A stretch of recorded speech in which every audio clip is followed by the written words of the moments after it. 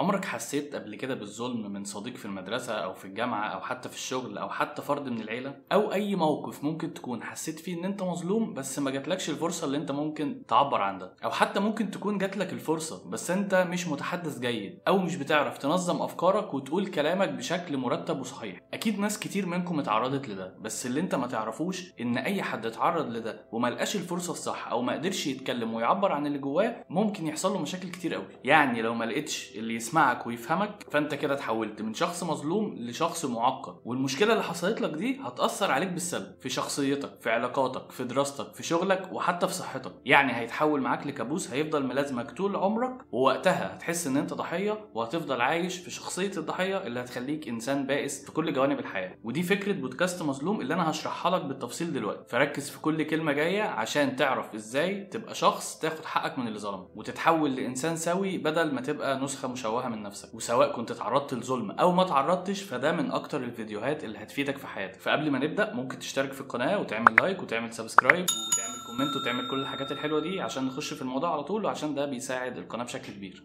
مبدئيا لو انت شخص بيفضل الانتقام اللحظي من الشخص اللي اذاه، الانتقام اللي بيحسسك بالنشوه وبالانتصار ده في نفس اللحظه، فخليك عارف ان ده شعور مؤقت وهيضرك اكتر ما هيفيدك بعد فتره صغيره قوي من انتقامك ده. غير ان الكلام ده اصلا مش هتلاقيه في الفيديو. انت هنا مش جاي عشان تنتقم، انت هنا جاي عشان تكون نسخه افضل من نفسك وشخصيه احسن واجمل. ومعلومه على الماشي كده قبل ما نبدا، كلمه بودكاست مش مقتصره على اتنين قاعدين قدام بعض وحاطين مايكات وبيتكلموا في موضوع. كلمه بودكاست ليها مفهوم اوسع من كده بكتير، ومنها اللي احنا بنعمله دلوقتي اللي هي سلسله حلقات مرتبه وليها هدف ومعنى. فكره بودكاست مظلوم كده باختصار ان لو شخص اتعرض للظلم في موقف معين او حصل موقف معين قوي قوي معاه، ان هو هيبعت لي الموقف ده على الايميل اللي قدامه ده او اللي انا هسيبه في الوصف، وانا هقرا المشكله دي وهعيد صياغتها من تاني وهقولها في فيديو باسلوب منظم ومرتب، ولكن هتكون باحداث دراميه، مش هاخد الحكايه زي ما هي واقولها على طول. وهديك مثال صغير عشان تفهم. في ولد مثلا اسمه سليم كان مع والده ووالدته ومعزومين عند اصدقائهم في البيت، واصدقائهم دول عباره عن اسره فيها اب وام وفيها ولد وبنت مثلا، وفي الوقت ده في حاجه اتسرقت من البيت. فاصدقائهم دول اتهموا سليم الولد اللي هو الصغير اللي هو الضيف ان هو اللي سرق الحاجه دي، وكمان باباه ومامته صدقوا الحاجه دي وصدقوا ان هو اللي سرق عشان هو كان له تاريخ مع السرقه وهو صغير، وسليم اصلا ما سرقش حاجه وما عملش حاجه، ومع ذلك التهمه اتثبتت عليه منهم كلهم. ووقتها سليم حس بغدر وظلم وخذلان من ابوه وامه قبل اي حد تاني. دي مثلا القصه الحقيقيه. انا بقى هعمل سرد درامي للقصه. يعني مثلا هقول ان في ولد اسمه وائل عنده 19 سنه، ووائل كان متربي في اسره فيها اب وام واخين كمان غيره، وكان هو الاخ الوسطاني، وما كانش فيه اهتمام بيه نفس اهتمام الاخين التانيين اللي هو الاول والاخير. وفي مره كانوا كلهم في تجمع عائلي كبير قوي في العيد، وكل العيله متجمعه فيه، خلانه وخالاته وعمامه وعماته وكل ولادهم، وكل التجمع ده كان متجمع عند عمه وائل. وبعدين عمته اكتشفت ان في خاتم اتسرق من عندها في الاوضه، وكلهم اتهموا وائل عشان شافوه وهو خارج من الاوضه قبلها بشويه، برغم ان هو كان داخل عشان يتكلم في التليفون. وبرغم اصلا ان وائل نفسه متاكد ان خالد ابن عمه هو اللي سرق الخاتم، لان شاف كده حاجات على وشه غريبه وشافه وهو داخل الاوضه قبليه وبيطلع كده هو بيتسحب،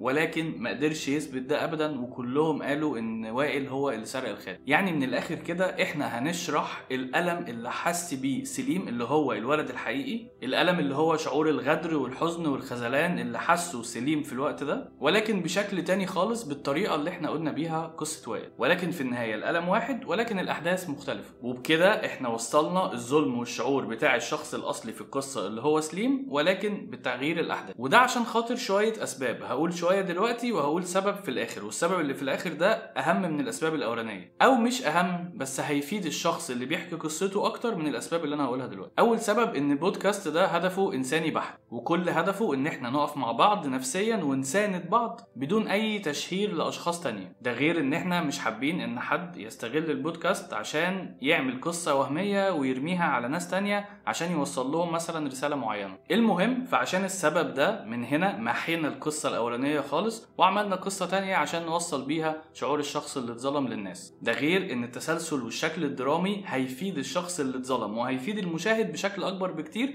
وده السبب اللي انا قلت لسه مش هقوله دلوقتي، بس هشرح بالتفصيل في الاخر ليه ممكن الشكل الدرامي يفيد اكتر بكتير. هنزل المايك شويه بس عشان مش عارف احرك ايدي. دلوقتي بقى هنقول ليه بودكاست مظلوم ممكن يفيد الشخص الشخص اكتر مما تتخيل. ده غير كمان انه هيفيد اي حد ما اتظلمش وبيتفرج كده على البودكاست او بيسمع البودكاست بشكل عادي. تعالوا نبدا الاول ونشوف ازاي هيفيد الشخص اللي اتظلم. رقم 1 هو تفريغ المشاعر وكسر العزله اللي هو حاسس بيها. المظلوم وقتها مش بيحس ان هو لوحده، لا ده في حد اهتم بقصته وحكى قصته، وفي ناس اهتمت وسمعت القصه وكمان اتعاطفت معاه في التعليقات. ودي اول خطوه من خطوات التعافي. الكتمان بيوجع الشخص اكتر من الحدث نفسه او الموقف اللي حصل له نفسه، لان الانسان لما بيتعرض لظلم ده بيتحول لشيء بيتخزن جواه، وده بيتحول مع الوقت لقلق مستمر وكمان نوبات غضب مفاجئه. ده غير الاكتئاب والمشاكل الجسديه زي الصداع والتعب وقله النوم، وبيعملوا مشكله في كل جوانب حياته زي شغله او علاقته باهله واصدقائه. فالعلاج بالكلام او بالفضفضه او ان انت حتى تكتب مشكلتك ده بيعمل تحسن بنسبه من 30 ل 50% في بعض الحالات. واوقات لو الشخص ده مش بيحتاج لعلاج دوائي فخطوه الفضفضه لوحدها ممكن توصل لحل مشكلته بنسبه 100%. يعني انت ممكن اصلا تحل مشكلتك بشكل نهائي وانت لسه قاعد تكتبها، فما بالك بقى لو فضفضت وبعدين سمعت حكايتك بشكل درامي وبعدين كمان الناس دعموك في ده. ده غير ان الفضفضه او ان انت تحكي الحكايه بتاعتك بتخليك كده مسكت الحكايه وحطيت نقطه في اخر السطر وقفلتها كلها، لان قبل ما تحكيها كانت التجربه لسه مفتوحه وشغاله جوه دماغك. فلما تحكي تجربتك وتقدر تعبر عنها بكلمات معينه انت فعلا حاسس بيها زي قهر او ظلم او خذلان، او حتى تقول انا مكتئب انا محطم وتعبر عن كل اللي جواك وغيره من مصطلحات، فده هيفيدك بشكل كبير قوي. في دراسه اتعملت في جامعه UCLA وهي من اكبر الجامعات في امريكا واكتر ابحاثها بتكون عن مواضيع علم النفس، بتقول انك لما تسمي المشاعر اللي انت حاسسها وتوصفها بكلمات دقيقه زي انا محبط او انا موجوع او حاجات شبه كده، فده بيقلل من نشاط مركز القلق في الدماغ. يعني بالبلدي كده لما تعبر عن مشاعرك بكلمات واضحه ومفهومه قلقك بيقل وبتتحسن كتير. ده غير كمان ان انت لما تحكي قصتك دي اسمها فضفضه، لكن لما تسمع قصتك بصوت انساني ومرتب بتتحول القصه من جرح شخصي انت حاسس بيه لتجربه قدامك انت شايفها وبتتعلم منها، تجربه مفهومه ومعترف بيها منك ومن الاشخاص اللي بيسمعوك. يعني وقتها بدل ما تقول انا الوجع او انا حاسس بالوجع فهتقول انا شخص حصل له وجع. والفرق بين الاتنين كبير جدا. قبل ما تحكي قصتك بتحس ان الوجع جزء منك، بتحسه بياكل في روحك، بتحسه انت، لكن لما تسمع قصتك من حد قدامك بتحس ان الشيء ده خرج منك وبقى واضح، بتحس ان الألم اللي جواك ده خرج قدامك وتحدد وتوصف، كأنك عندك افكار كتير وكتبتها كده قدامك بالقلم على ورقة وبقيت شايفها بشكل اوضح قدامك. زائد بقى ان حكايتك لما تقال بشكل درامي او انت تسمعها بشكل درامي حتى لو الاحداث بتاعتها دي مش صحيحة 100%، فانت هنا بتستفيد اكتر ما قصتك تتقول بالشكل اللي انت قلتها بيه او سردتها بيه. وده السبب اللي انا قلت لك هقوله لك في الاخر اللي هو بتاع انا ليه بحكي بشكل درامي. طيب ازاي انت بتستفيد من الدراما اللي بتضاف دي؟ لان الخيال بيعوض النقص اللي ما اتقالش في السرد اللي انت بتسرده. يعني مهما حكيت مش هتقدر توصف مشاعرك وقتها بالشكل الصح، لكن لو في موقف درامي يقدر يوصف ده هتحس وقتها ان مشاعرك فعلا وصل. زي ما تكون بتتفرج على فيلم مثلا وبتتأثر بالظلم اللي حصل للبطل، وقتها ده بيحرك عندك حاجة وبتحس باحساس حصل لك قبل كده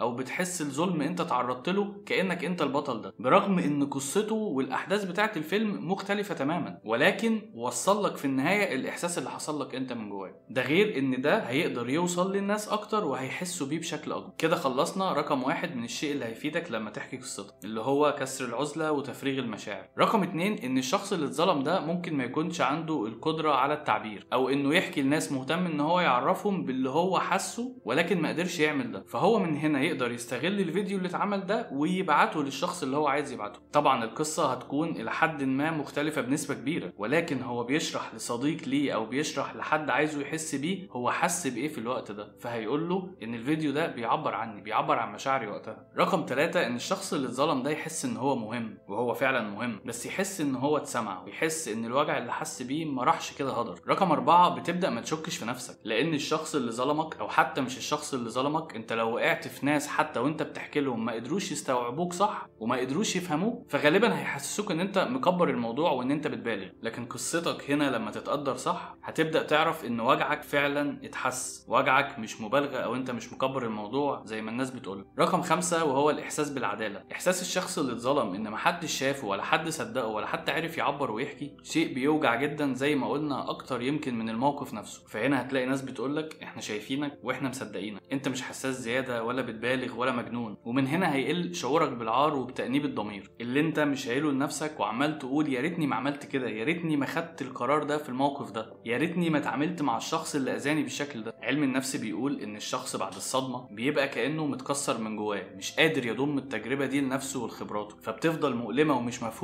لحد ما يجي الوقت اللي هو يعبر عنها. فلما يعبر عنها وبعدين يلاقي كمان حد قدامه بيحكيها وبيعبر عنها، فهتسمعها وهتفهمها وهتكون وقتها جزء من تاريخ، جزء بتتعلم منه وبيطلعك خطوه لقدام. طيب دي كانت فايده البودكاست للشخص اللي اتظلم. طب فايدته ايه بقى للشخص اللي هيشوف البودكاست نفسه؟ رقم 1 ان بودكاست مظلوم هيفك عقده الصمت اللي عند الناس، هيخلي اللي يشوف كل الناس دي بتتكلم وكل الناس دي بتحكي ان كمان هيتشجع عشان ياخد الخطوه دي، وممكن يتكلم سواء في البودكاست او سواء مع شخص صديق او حتى مع اخصائي نفسي. رقم 2 بيعمل للمشاهد وعي مجتمعي اكبر، بيخليه يسمع قصص كتير قوي بياخد منها خبرات لحياته وبيضيفها ليه، زائد ان هو بيقدر يتعلم التعاطف والتفهم للاشخاص اللي قدامه، وده بيخلق منه انسان عنده رحمه وانسانيه، وهيساعده يتعامل مع الناس القريبين منه او حتى اللي مش قريبين منه في حياته الشخصيه. رقم 3 ان المشاهد دايما هيحس ان كل المواضيع اللي ممكن تتحكي ليها اكتر من زاويه، مش زاويه واحده، وانه ما ينفعش يصدق القصه من جانب واحد ولازم يسمع جميع الاطراف. ومش معنى كده ان هو ما يصدقش ده ويصدق ده، او ما يصدقش 2 ويصدق 1، ولكن لما يجمع الاحداث بيشوف ايه المنطقي اكتر بالنسبه له، وبيكون عنده تفكير نقدي يقدر يسمع بيه من هنا ومن هنا ويقدر يحكم على الكلام اللي بيسمعه. رقم 4 ان المشاهد لما يسمع القصص دي ممكن يعيد النظر في مواقف مشابهه حصلت له في حياته، يعني يكون ظلم حد قبل كده في حياته او حكم عليه، فمن هنا يقدر يعيد التفكير تاني، ومن هنا هو وانسانيته راحوا كده في مرتبه اعلى شويه. ده غير ان هو ممكن يروح يعتذر للشخص اللي ظلمه، والاعتذار هنا هيغير حاجات كتير قوي، سواء في نفسيه الشخص اللي اتظلم حتى لو الظلم ده كان من سنين كتير، او حتى الاعتذار هيغير حاجات جوه الانسان نفسه، لان الانسان اللي ما بيعرفش يعتذر ده كارثه موجوده على الارض وعمره ما هيتطور ولا يوم واحد في حياته. رقم 5 ان انت لما تسمع قصه المظلوم وتسنده حتى بتعليق، فده عمل بطولي ومقاومه للظلم باقل مجهود. مش دايما مقاومه الظلم لازم تكون بشكل قانوني، لان مش كل الظلم بيكون ملموس، لكن ممكن تقاوم الظلم بمساعدتك لانسان بكلمه لطيفه تفرق كتير قوي في العالم اللي انت عايش فيه، وتفرق كتير قوي في حياه الانسان ده وفي حياتك انت شخصيا. البودكاست ده مش هيكون مجرد بودكاست بيتحكي فيه حكايات عشان خاطر الناس تسمع وتتسلى. البودكاست ده هيكون ارشيف للوجع الانساني اللي مش بيبان، مش هتكون حكايه قصه بعيون خارجيه حد بيقول ده راح فين وده جه منين او ده عمل ايه وده ما عملش ايه. هتكون القصه بتتحكي بعين شخص واحد بس، بعين مظلوم، وهيكون هو بطل القصه دي. في النهايه احب اقول ان بودكاست مظلوم مش منصه لمحاكمه الاشخاص ولا هدفه اصدار اتهامات لحد. احنا هنا بنقدم القصه من وجهه نظر اللي عاشها، من زاويه الشخص اللي حس بالظلم، وممكن تكون القصه مختلفه تماما عن اللي هو بيقوله، وده طبيعي لان الحقيقه اوقات كتير قوي بيكون ليها اكتر من جانب. بس ده مش معناه ان صوت المظلوم مش مهم او صوت الشخص اللي حاسس بشيء جواه مش مهم، بالعكس البودكاست ده كله عشان بس ده كان تنويه مش اكتر. اول قصه معانا هتكون يوم السبت الجاي، لان البودكاست هيكون سبت واربع. ممكن نعمل حلقات في النص مختلفه عن البودكاست اصلا، او ممكن نزود الحلقات بتاعه البودكاست على حسب الايميلات اللي هتجيلنا، ولكن الاساسي سبت واربع. فما تنساش تتابع القناه وتستنى يوم السبت الجاي اول قصه معانا.